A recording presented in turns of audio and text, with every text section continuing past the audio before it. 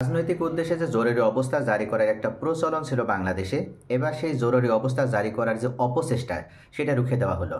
এবং এক্ষেত্রে প্রত্যেকটা রাজনৈতিক দলই তারা সম্মত হয়েছে যে এখন থেকে নতুন যে বাংলাদেশ, এখানে নতুন যেভাবে সরকার গঠিত হবে, তখন কখনো অন্যায়মূলকভাবে নিজেদের স্বার্থ উদ্ধারের জন্য কোনো সরকার তারা যেন জরুরি অবস্থা জারি করতে না পারে, বা রাষ্ট্রপতি যেন অবৈধভাবে জরুরি অবস্থা জারি করতে না পারে। এটার জন্য সকল রাজনৈতিক দল ঐক্যমত্য হয়েছে এবং তার একটা সিদ্ধান্ত উপনীত হয়েছে।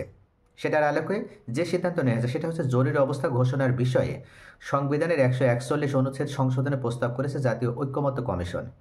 প্রস্তাবে বলা হয়েছে যে সংবিধানের 141 ক-এর 1 নম্বর ধারায় বর্তমানে উল্লেখ রয়েছে, যদি রাষ্ট্রপতির কাছে সন্তোষজনকভাবে প্রতীয়মান হয় যুদ্ধ, বহিরাক্রমণ কিংবা অভ্যন্তরীণ বিদ্রোহের কারণে বাংলাদেশ বা তার কোনো অংশের নিরাপত্তা বা অর্থনৈতিক জীবন হুমকির মুখে পড়েছে, তবে তিনি অনধিক 90 দিনের জন্য জরুরি অবস্থা ঘোষণা করতে পারবেন। তবে এই ঘোষণা দেওয়ার আগে মন্ত্রিসভার লিখিত অনুমোদন এবার বাধ্যতামূলক হবে। বর্তমান সংবিধানে এই সময়সীমা 120 দিন, এবং সেটা 90 দিন করে করা হলো।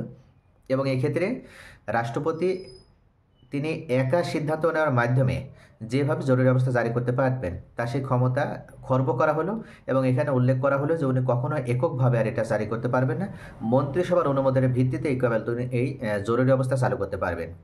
প্রস্তাবনায় আরও উল্লেখ করা হয়েছে, জরুরি অবস্থা ঘোষণার বৈধতার শর্ত হিসেবে পূর্বে যে প্রধানমন্ত্রীর স্বাক্ষর প্রয়োজনীয় ছিল তা পরিবর্তন করে মন্ত্রিসভার সম্মতি গ্রহণের বিধান যুক্ত করা হবে। অর্থাৎ এখনও শুধু প্রধানমন্ত্রীর স্বাক্ষর দিলে আর হবে না, মন্ত্রিসভার অনুমোদন প্রয়োজন হবে।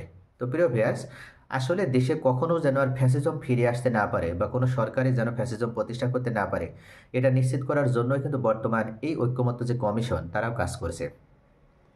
জামাতের পক্ষ থেকে বিভিন্ন রাজনৈতিক দলগুলোর পক্ষ থেকেও বলা হয়েছে যে পিআর পদ্ধতিতে নির্বাচন হলে আর দেশে কখনো কোনো সরকার বা কোনো রাজনৈতিক দল ফ্যাসিজম প্রতিষ্ঠা করতে পারবে না। সেটারই আলোকে যদি পিআর পদ্ধতিতে নির্বাচন হয়, তাহলে দেখা যাবে যে প্রত্যেকটা রাজনৈতিক দলেরই কম বেশি প্রতিনিধি থাকবে, বা বিভিন্ন নিম্ন বর্ণের মানুষ যারা, বিশেষ করে যাদের সংখ্যালঘু বলে আমরা হিন্দু সম্প্রদায় বা আরও যে খ্রিস্টান, বৌদ্ধ বা হরিজন সম্প্রদায় আছে, তাদেরও কিন্তু বিভিন্ন ক্ষেত্রে একজন দুজন করে হলেও প্রতিনিধি থাকবে সংসদে।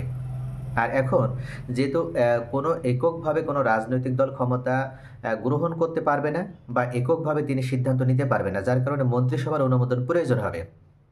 রাষ্ট্রপতি যদি সরকার দলীয় হয়, রাষ্ট্রপতি যদি কোনো বিশেষ রাজনৈতিক দলেরও হয়ে থাকে, তাহলে কিন্তু তার যে ক্ষমতা ছিল, অর্থাৎ যে একক সিদ্ধান্ত নেওয়ার মাধ্যমে তিনি জরুরি অবস্থা চালু করতে পারতেন, সেটা কিন্তু খর্ব করা হলো, কেটে নেওয়া হলো। এখন তাকে অবশ্যই জরুরি অবস্থা চালু করতে হলে আপনার মন্ত্রিসভার অনুমোদন নিতে হবে। অর্থাৎ এক কথায় এই যে নতুন যে সংযোজন নিয়ে আসা হলো, এটার মূল উদ্দেশ্য হচ্ছে কোনোভাবেই কখনো যেন রাষ্ট্রপতি আর কোনো ধরনের স্বৈরতন্ত্র বা ফ্যাসিজম প্রতিষ্ঠা করতে না পারে। সকলে ভালো থাকুন। Thanks for watching.